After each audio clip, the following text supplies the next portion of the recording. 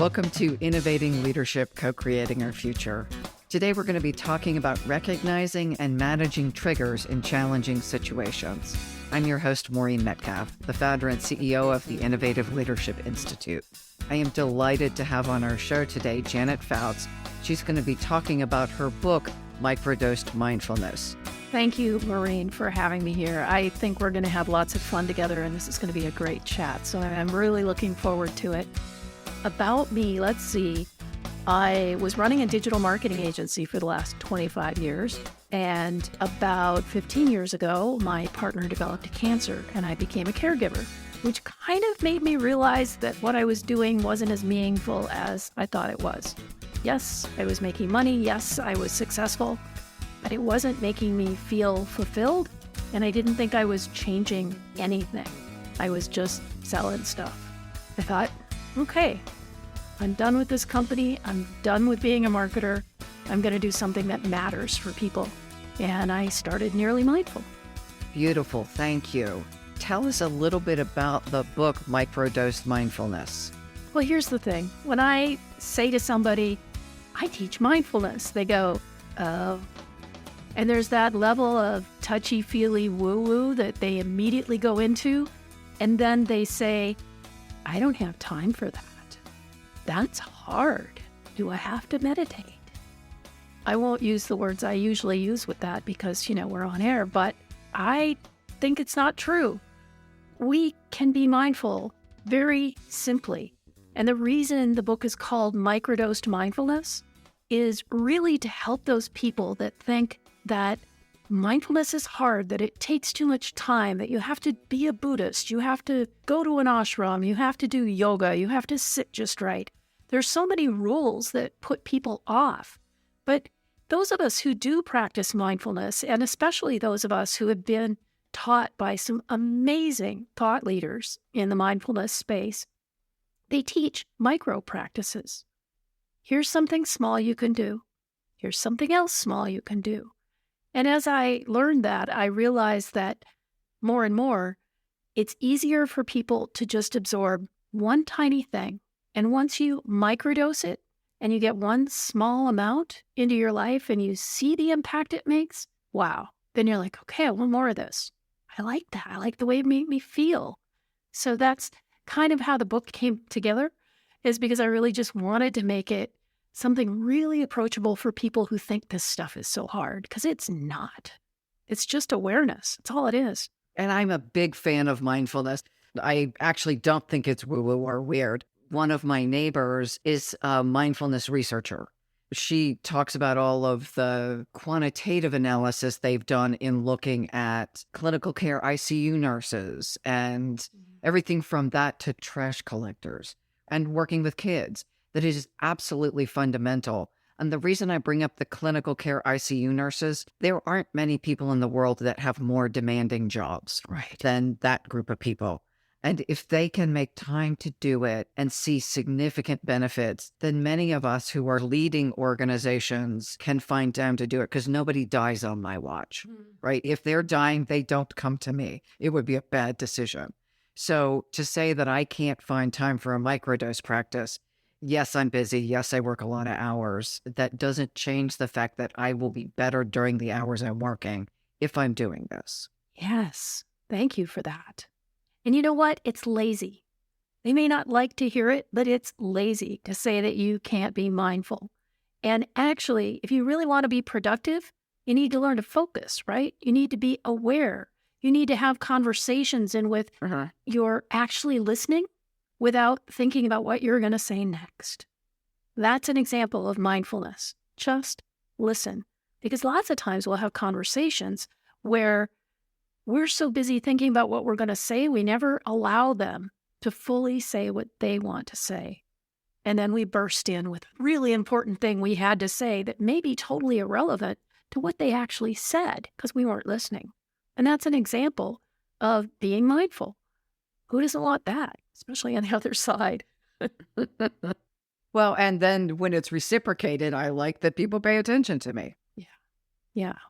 That's one practice. You probably have a couple of favorite practices that you do continually. It's like picking your favorite child, I realize, but share as many as you'd like. Well, the first one is to just remember to check in with ourselves.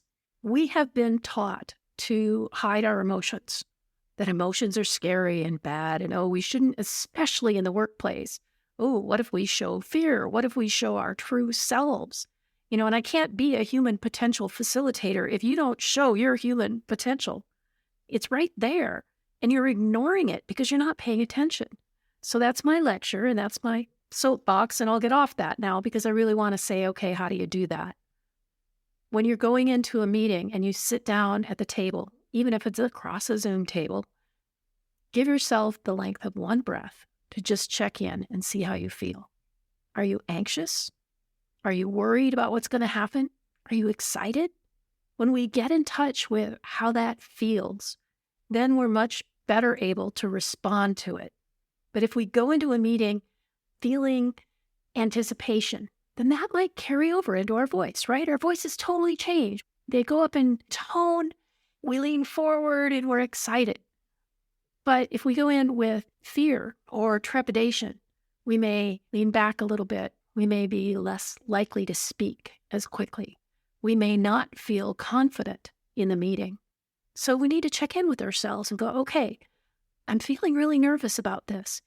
Take a breath. Recognize what it is in you that makes you the person to be in this meeting. Who are you? Why are you here? And when you really come into yourself, you can be more confident. You can be more focused because now you're paying attention. And it's the weirdest thing, but it's totally true, that people recognize when you're focused and grounded. I have people tell me that all the time. Oh, you're so calm all the time. Well, I am pretty calm, but it's taken practice. And it was that my mind was zinging all over the place all the time. And when I learned to focus, I realized that I was paying more attention. I heard what people said more, and I was able to respond better than I was when I wasn't listening and I just was waiting to speak. And I know we all did that. It isn't just me. So that's one really easy example. Just pay attention. Give yourself a moment to be present, to be there. That's mindfulness. Simple. So let's you and I do that right now. That's all it takes. So what are you feeling? I'm here, and I can see that you are as well. And I am so guilty of multitasking. So yeah, in fact, we heard a bing just a minute ago, and it was me realizing my Outlook was turned on. So I turned it off so I wouldn't be tempted, as I often am, to just peek to see what's happening in my world.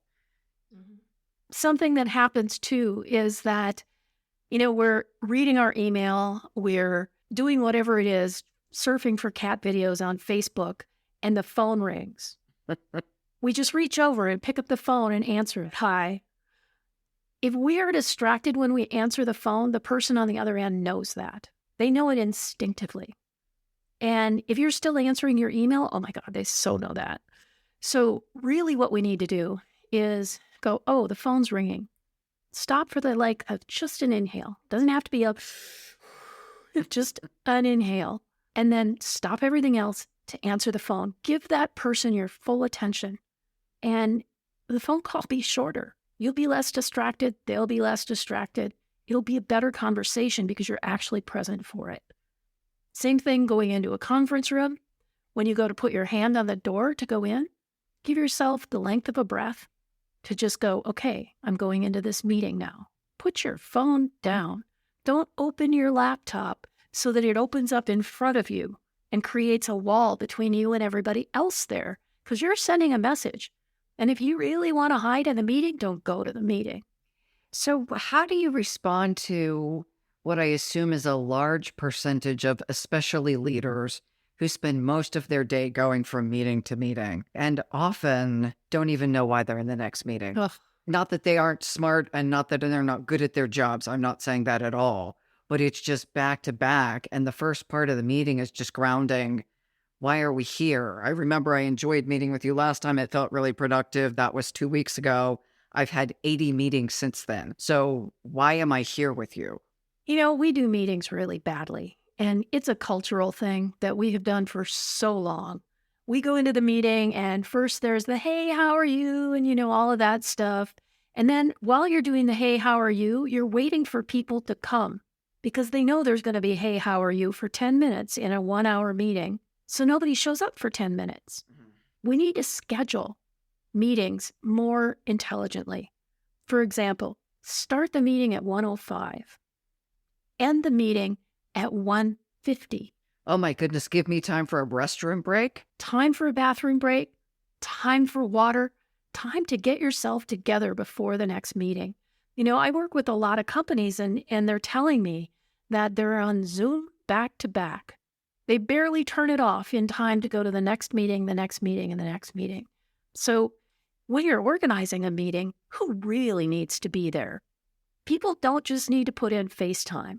If you're doing it on Zoom, allow people to turn off their video, but make it very, very clear. Answering your email now is not appropriate.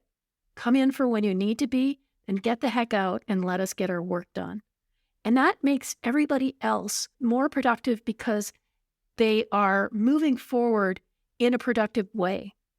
They know what they're supposed to do. They know they have limited time to do it. They know that they need to speak their truth in that meeting, and then they're going to get to go.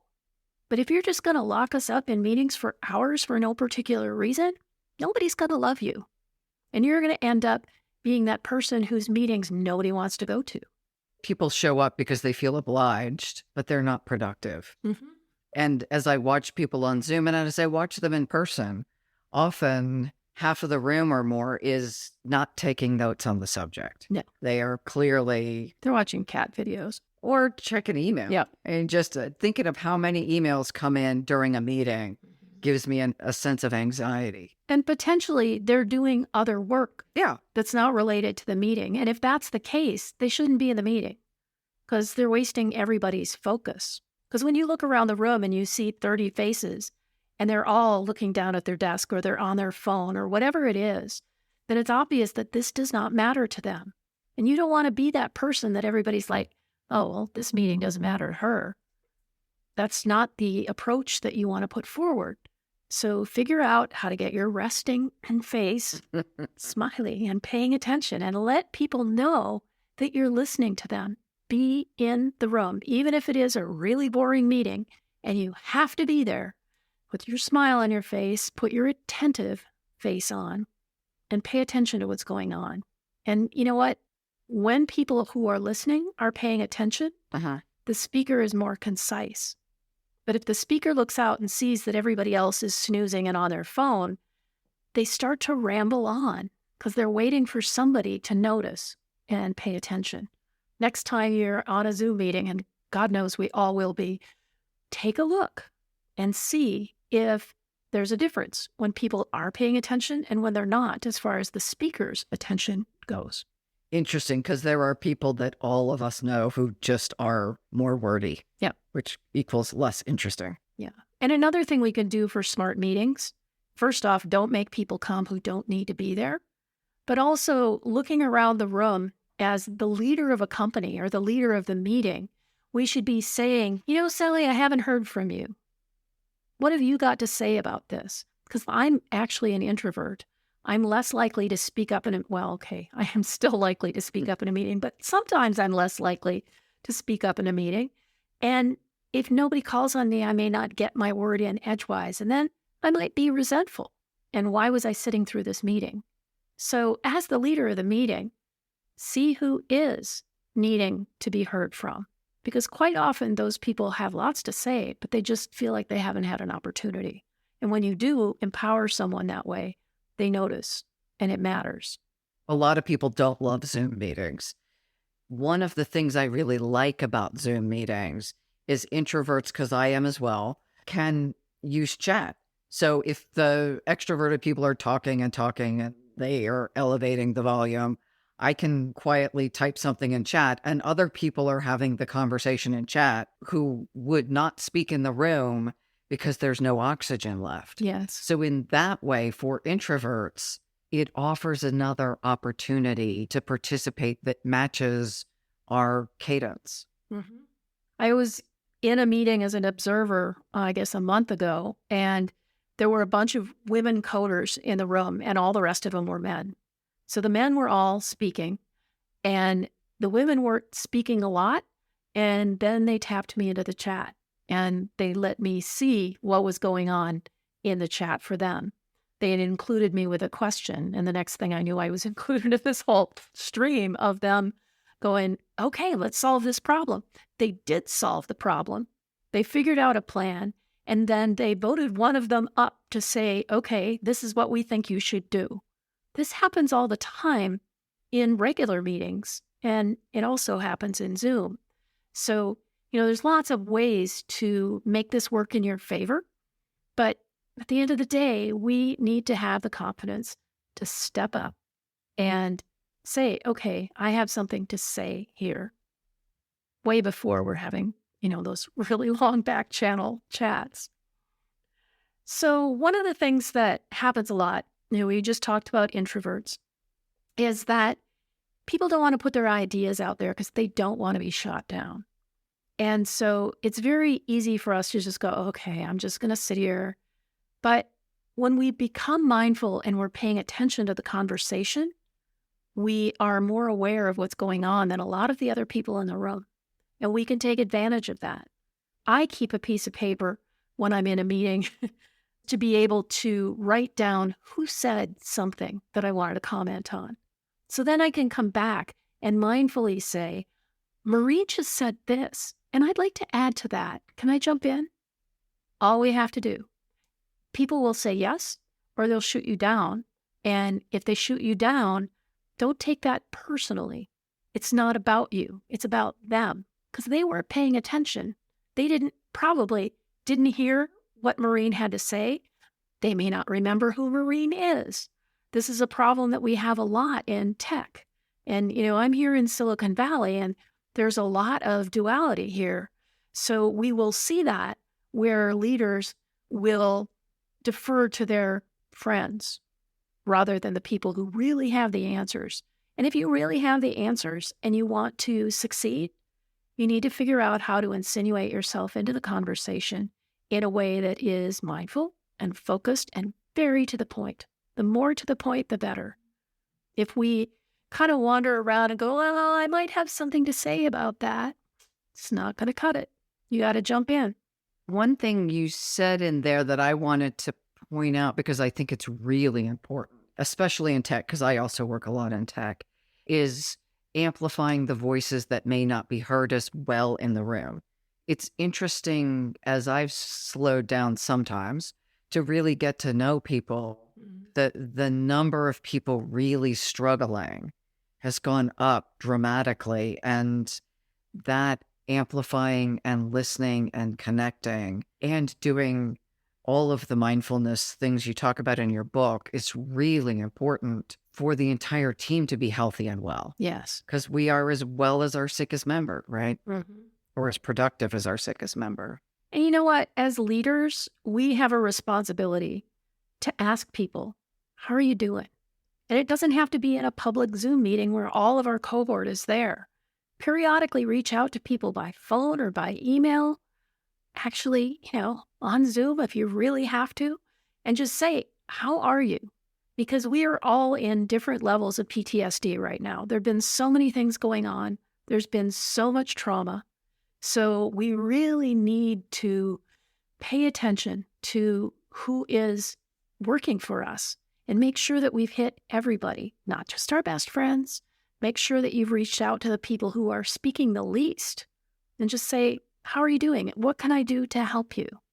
And, as more and more people are looking for conscious business, people are looking for leaders who show that they have some empathy and compassion, the more we're going to have to adopt that. And I'm going to tell you, I just had a conversation with author of a new book, and he was telling me that it's old white guy syndrome. And he's an old white guy, but it really is about that system, of top-down dictatorial leadership that is not cutting it anymore. And it's not just the young kids. I'm a boomer. I totally believe that you need to pay more attention to your humans and really actually care about your team. Because if you want them to stick around, especially now when they can't even find people to work at Whole Foods, yeah, you need to pay more attention and be mindful of how people are feeling. And, that's more of an emotional intelligence kind of thing than anything else. A colleague of mine recently kicked off a big project, really important community-based project. And one of the things he did was go to everyone on his team, about 20 some of them. So not just his direct reports, but I think 2 levels down, and asked what they needed to be at their best, what they needed from him, what they needed from the leadership team, what they needed from the organization. He was really interested in what he got back. And part of what he does brilliantly spends time with people. How are you doing? You, my humans on my team. Because as leaders, my belief is how we lead is a reflection of who we are, Yes. not just the skills we have. Yes, that's so true. And yeah, skills are great, but if nobody likes you because you're a jerk, yeah, it's not cutting it. And it's really about having that caring for the team and remembering the fact that when we used to be in offices, we'd walk by somebody's cubicle and we'd go, oh, hey, cute picture of your dog. Small thing, but it means something to people. And so we really need that to be present, to be paying attention. I had an odd story this morning on the topic of showing care. So I had a meeting end early and I went to the garage to get something and I heard the trash people outside. So I opened the door and just went out to say thank you. You gentlemen in this case happened to make my life much easier because, stuff's always taken care of. And I've put crazy stuff out for these guys. At one point, I put a chair out and they told me it was too big, so I got a chainsaw and sawed it in half. Ow. I think I have also scared my trash people. So I'm not always emotionally intelligent. Lady with chainsaw. But out in the street. I asked them if it was now small enough or they needed me to cut it up further. That wasn't today. So today I just went out to say thank you.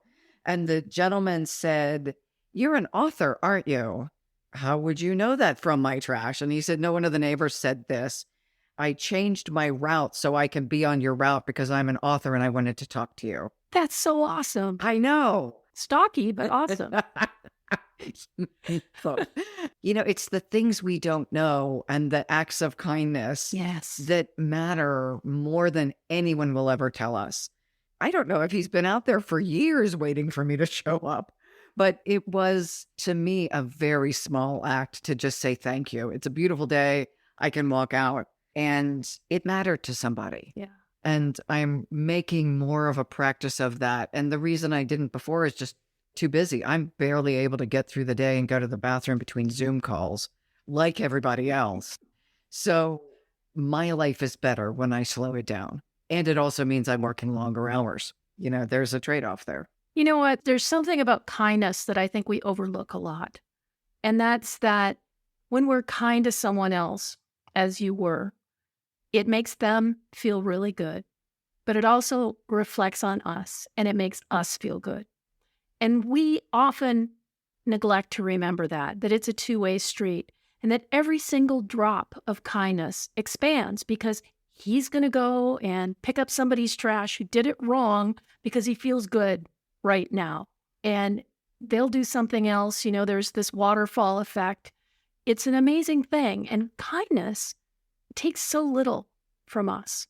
It can be walking by somebody on the sidewalk who's looking down and kind of down in the dumps, and you can simply smile. Or you can actually just lift your spirit just a little bit as you walk by them. And I know this is really woo-woo, but there is science behind it, that we actually feel the electrical energy of someone when we're within 10 feet. So we can actually change how a person feels by simply lifting our spirit just a little bit, holding ourselves a little bit stronger, putting a smile on our face. Even if they never see us, they'll actually feel that energy. And it's electrical energy. It's actually, I'll find the science one of these days, but I've read the paper and it's fascinating to see that, there's so many things. The fMRI studies that have been done, especially by Richie Davidson, around how people respond to mindfulness. how their brains change. There's that old story, that neurons that wire together fire together. So another good example that I used to use all the time when I was in-house was you see this person coming towards you at your desk and you look up and go, oh, I really don't want to talk to him. Okay, you just transmitted that to him. How's he going to respond to you? Check yourself. Why do you feel this way? What thing happened? Okay, maybe he did something wrong. Maybe he said something stupid. Maybe he's just kind of a jerk. But he's got a good thing in his life too. He wants to be loved. He wants to be recognized. He wants people to be kind to him. And unless you can put that in your own little head, you're going to keep perpetuating this. Oh, here he comes again. But you don't have to. You can go, you know what? He bought somebody coffee the other day, and that was really nice. Change your attitude. Set something positive connected to this person, and you'll change the way you feel about them. Or you can go around being miserable, and that's your fault. One thing I have tried to do, and sometimes successfully, sometimes not, is if I'm meeting with someone that I've had challenges with, and we all have them, Sure. is try to think of 3 positive things before the meeting, because it's so easy to go in and think, oh my goodness, I just need to hold on for however long the meeting is, right? I've got to get through this thing, the get through the day without dying kind of feeling. Mm-hmm. And to your point, our bodies are electrons and protons and neutrons vibrating, and the vibrational field is 8 to 10 feet. One of the organizations that talks about this is HeartMath. Oh, yeah. And they measure some of this stuff. Mm-hmm. So I'm actually going to ask our producer to jump in, Dan Michalko, if he has information on this, because Dan was a physicist. Oh. So he may be able to share some information. So I realize to our guests, you have not met Dan before. He's usually behind the microphone. But I love it. Dan, can you add to the science of fields of energy? I haven't obviously had time to prepare, but based just on basic physics, yes. All matter is essentially compressed energy. That's ultimately what Einstein's famous equation of E equals mc squared means. Matter is energy, and if you release that energy, there's a lot there. Yes, we do have bioelectric fields, and we've known that for a long time. Everything from basic galvanic skin response up to a slight electrical aura. That's how one of the ways sharks can detect us, is by that bioelectric field.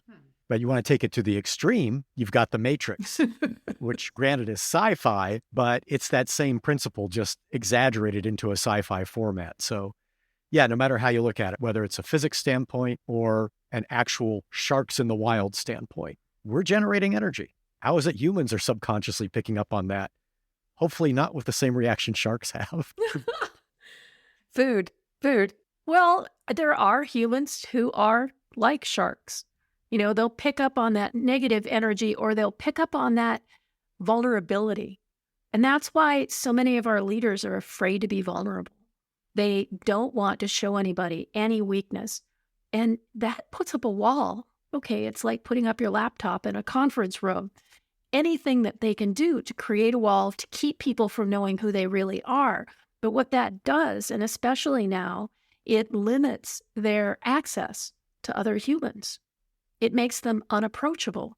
Maybe they think they want to be unapproachable because that's cool, being the tough guy, but it's not.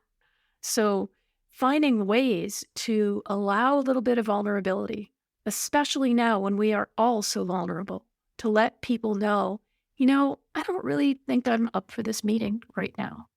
Can we table this? Can we talk about that later? One of the things we were going to talk about was triggers, and I really want people to understand what a trigger is, which is when somebody says to me something that sets me off. And it could be a positive trigger, or it could be a negative trigger. So, it could be something that makes me smile. That's a trigger too. But it could also be interrupting me when I'm just about to say something that to me is crucial. Maybe it isn't to them, but to me it's crucial. And we need to be able to self-manage. And that's one of the ways that mindfulness helps us. When Susie interrupts me and cuts me off right before I say my really important thing, whatever it was, I can just pause for a moment. The pause is so important in situations like that, because if you stop talking, let them do their little thing, stop talking, and then say, what I was going to say was, or, whatever. But it's really about not letting that kind of bullying behavior go on and recognizing your trigger. And rather than allowing the trigger to set off, you can say, oh, there's that trigger. I recognize that's a trigger. And I have a plan on how to handle this trigger. And then suddenly the trigger doesn't go off. But if we allow the trigger to build, that's when our amygdala sets off. Our blood fills with cortisol. We start to get angry. And that's very hard to stop. So you don't want that train to stop. But if you take a breath, especially a breath, if you can do it and you're not in front of somebody, you can take a long exhale, and that stimulates the vagus nerve, and that can stimulate your parasympathetic system and calm your body. So even if you have to do it quietly, pause, take a breath, wait for him to shut up, and then say what you're going to say. And it's amazing how it can change the atmosphere in the room and the relationship with the other person. You're not responding to the trigger. You're not letting them trigger you. And you're building that confidence that we talked about earlier. It is demonstrable confidence, even if you don't have it at that moment. One of the things that seems so important is, as leaders of a certain age, we were taught that you work at work, you have friends at home, you're not vulnerable, especially women in the workforce. Mm-hmm. And I grew up wearing bow ties. You weren't seen at all. Somebody asked me if I was a burn victim one day because they had never seen my neck. We grow up being taught that you're not vulnerable, even in the slightest of ways. And now the rules have changed, and we're supposed to be vulnerable. And I think a lot of people just not sure they believe it and don't feel comfortable. If I'm undoing 30 years of messaging about what's appropriate, I'm not sure I'm going to buy it that now I'm supposed to be warm and friendly when my entire career has been built on being efficient and effective.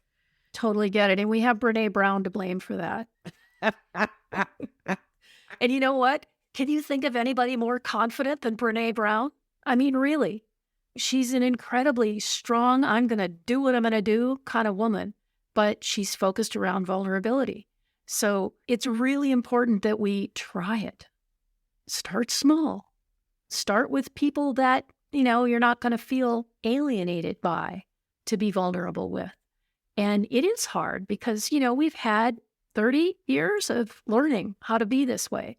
Look, I worked in the horse industry, then I worked in the restaurant industry, and then I worked in tech. All of those are male-dominated societies, and I will be the first to tell you that I stepped up the same way everybody else my age did. I got as tough as the guys, and none of them would stand up to me because I would just back them into a corner. And gosh, now I'm all warm and fuzzy, but I can still do it if I have to. I think that's really important. And I grew up in consulting, so I was in utilities and power companies and steel companies, and women who were successful, which was few, maybe mostly by choice that they were smarter than I was, didn't go into those settings and stay unless they were able to be equally as tough. Yeah. It's sad because what's happened to, I don't know how to classify this, those women, is that they have learned to put down other women because that's the way the patriarchy works. And it doesn't have to be. And so what we need now is women who are willing to stand up and say, no, this is not okay. I'm going to be kind and compassionate. I'm going to allow myself to be a little vulnerable, and I'm not going to buy into this old school mentality that's going by the wayside. Janet, you and I are modeling that right now. We both just said we've had the tough upbringing. And if we were in a room full of high energy testosterone dudes, we could do it. Yeah. Probably in our sleep could do it. And we're making a different choice. And we're making space for young women and older women, us and older, to make different choices. And now we've got the range of options. Before it was just tough. Now it's in one setting, I can be tough. I can still get the chainsaw out. And in the other setting, I can be vulnerable and kind. And you know what? This is why mindfulness is starting to be seen a lot more in leadership and a lot more in male leadership. I'm encountering people all the time who are men working in leadership, and they're not buying into that. And some of them are our age. It's really important that we pay attention to the fact that as women and people of color, we may say, I'm acting this way, but I'm not seeing it in my male counterparts. And that's not really as true as we think it is. And a lot of our male counterparts as leaders are actually much more soft and emotionally intelligent than we allow them to be, because we put them in those boxes. We set those roles for them and we expect them to stand up and do it. And if we can be vulnerable enough to allow them to show their true selves, it can be quite surprising. But we tend to not do that because we put everybody in a box. And it's easier that way. Give me an experiment I can try with one of my male colleagues that seems insensitive. I'm going to go try this tomorrow morning because I'm meeting with two gentlemen who are very good men, but probably not high on the sensitivity scale. So what can I do? Well, I will say it's better when you have one of them alone than when you have a group of men who are all in that kind of, I'm going to be tough no matter what kind of mentality. But you can very easily say, how have you been? What's been going on with you? How do you feel about whatever? You may not go to the mask thing. You may not go to politics, but you can find something. How are your kids? What are you going to do about taking some time for yourself? I see that you seem really tired right now. What's going on with you? Is there anything I can do to help you? And, that's a really vulnerable thing for us to say because we might get slapped down. That may happen. But when we allow ourselves to open to other people, they open to us. One of them just recently got an award and I was going to hang it in his lobby. So we're going to start with, how do we hang your award? Because it's interesting that not comfortable with that recognition. So maybe that's the experiment is, I really want to acknowledge your success. I love that. And really acknowledging that success, I just wanted you to know that I think that's really cool. And I'm so proud of you. And even if you feel like I'm so proud of you is maybe too much, think of something else you can say that's basically telling them that you support them and that you honor them and that what they have done is important and matters. We all want our egos massaged. It's a basic human trait that we want to be acknowledged. And a lot of times we don't. Forgive me for saying this, but it isn't about the award. It's about what they did. And putting your focus on that and then hanging the award. Good call out. That I'll ask him what he did to earn this acknowledgement. Because the award doesn't exactly spell out. Yeah, I would love to hear the story behind this. Let them tell the story. Hold your breath while they tell the story. I've been studying this thing called humble inquiry, which is really interesting because it's kind of like a nonviolent communication kind of style, but it's really about how we ask things. And I'm not putting you on the spot, but you gave me such an opening I can't resist.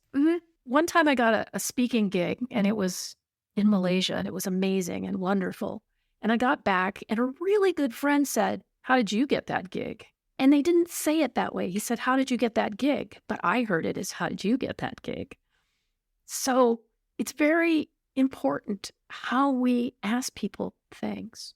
Saying, wow, that's a really interesting reward. I'd love to hear the story behind it is much better than, how did you get that gig? How'd you get that? I have learned that sentence starters matter a lot. Oh, yeah. Yeah.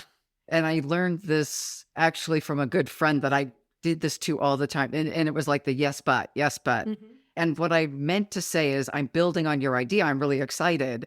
And what I typically did is belittled rather than build on. Totally unintentionally. But that wasn't how he felt. Right. He felt like, how did you get that gig? Yeah. to be able to say, that's a brilliant idea, or I really respect you, but what you just said, I don't get it. Mm-hmm. Help me understand because you're seeing something I'm not, rather than really yet again, what are you talking about? Yeah. That's what we think. Most of us hopefully don't say that, but Yeah. just the opener of, I respect you and I want to hear more, sounds very different. Yeah.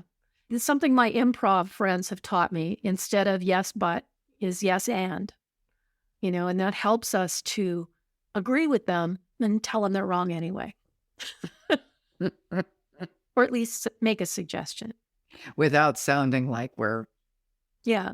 Because as you said earlier, we've both been trained to be a little condescending. And it's something that leaders think they need to be until they get to be leaders. And then they realize how that doesn't really help and how it alienates them from the people they lead. I had the opportunity to listen to the former commandant of the Marine Corps. During COVID, he was speaking to a group of healthcare workers. And the conversation was about, how do we help our people? And he equated it to people in being in battle. So our healthcare workers, anywhere from janitorial service to people pushing sick folks down the hallways to docs and nurses, are all exposed to this, especially early in the pandemic when we knew less. And now they're just working crazy hours. That what we need to demonstrate most is empathy. These folks are putting their lives on the line, in some cases for slightly over minimum wage. Now, docs making more, but either way, they're going home to their families, they're quarantining at home, they're not spending time with their loved ones. What I didn't expect, and maybe it's because I don't know enough about the Marine Corps, I think of all the boot camp movies, not this situation, but how important empathy is across the board. For everyone, no matter how much money they make, no matter how accomplished they are as a leader, or how junior they are coming into the organization. Absolutely. Absolutely. And, a lot of the issues that we have right now with the police force is empathy, lack of empathy on both sides. When we're seeing people push against the police just because they feel like they're being unfair. And when the police get really reactive, when we talk about triggers, who's more easily triggered than somebody who is maybe going into a domestic violence situation, maybe going into a neighborhood that they know is going to be challenging? Their adrenaline is so high that it's very, very hard for them to just get centered and focused before they react to things. And they become very reactive, and then things escalate. And, I know several people who are working with police forces, working with the military, and working with veterans. And all of them are trying to teach people how to de-escalate before things get out of control. And it's something that can be learned, but there has to be training. And, we don't pay people enough to really be able to get that training on their own. So we need to be able to help them get that training, because that reactivity is toxic. It's toxic to them. It's toxic to the people they interact with.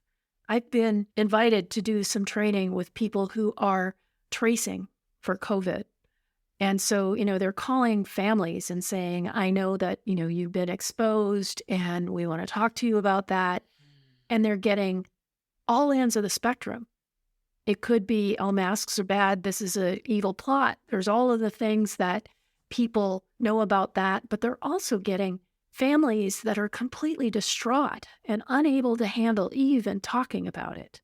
And someone they love may have been sick. And so these people are going through a lot of the same thing that the medical teams are, in that it's very traumatic. And we can't absorb that trauma. That's where compassion comes in. Compassion allows us to step back.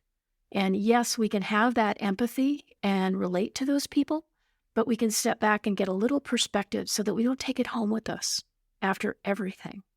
So it's a really interesting process. And then that's kind of what I'm going to be working with them about, is really understanding how to empathize and then use your compassion to help them and help yourself as well. We are coming to the end, and I would love to have you share a practice that helps people either build empathy or compassion. Yeah. So the easiest way to build empathy in ourselves is to recognize ourselves in every other person in the world. We all have the same needs. We want to be loved. We want to be cared for. We want to be heard. We want to be respected. And when we look at another person, we need to remember that we can see ourselves in them. That allows us to get in their shoes with compassion. It allows us to see what's happening with them and find a way that we can take action, because compassion is all about action. And that action could just simply be saying, I'm sorry. I really see that you're struggling. You don't have to lift him up off the ground and carry him wherever. You don't have to save the planet. Sometimes all we want is to be heard, to be recognized. And when we are recognized, it makes us feel better. And that's compassion, just recognizing. So I know a lot of people think that means you have to, save the whales. And I get that. I want to save the whales too. But I really recognize that they're suffering. And when we recognize someone else's suffering, it makes a difference for both of us. It circles back to what you had talked about, just being heard. Yes. Being seen and heard for the reality that I'm experiencing. Yes. And sometimes no action required. That is the action. Yes. Respect. We highly underrate respect with our homeless. If we turn our face away and pretend they're not there, that energy is transmitted. But they're humans just like us. Thank you, Janet. This has been a really fun conversation. Can you tell our listeners where they would find you, where they would find your books, the name of your most recent book again? You can find me at janetfouts, FOUTS.com. And on the front page, you'll find a link to my books. You'll find ways to work with me. You'll find a link to When Life Hits the Fan, and also a way to sign up for the newsletter to get microdosed mindfulness when it comes out in December. Thank you. This has been just a lovely conversation. Thank you, Marie. And Dan, our producer, thank you for jumping in with your physics information. Yay, Dan. And we'll have more of Dan coming up in the future, too. And to our listeners, most of all, you are why we do this.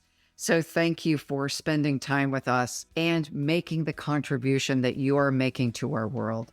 We're in such a difficult time. And as Janet pointed out, some days that just the act of kindness, a nice word, a smile, a look directly in someone's eyes, and on the other end of the spectrum, the brilliant work that so many people are doing across the range of tasks that get done, whether it's a person who is keeping my neighborhood clean all the way to the surgeons that are helping COVID patients, to people running our government. Thank you for the work you do. Thank you for listening. Please like us, share us, and join us again.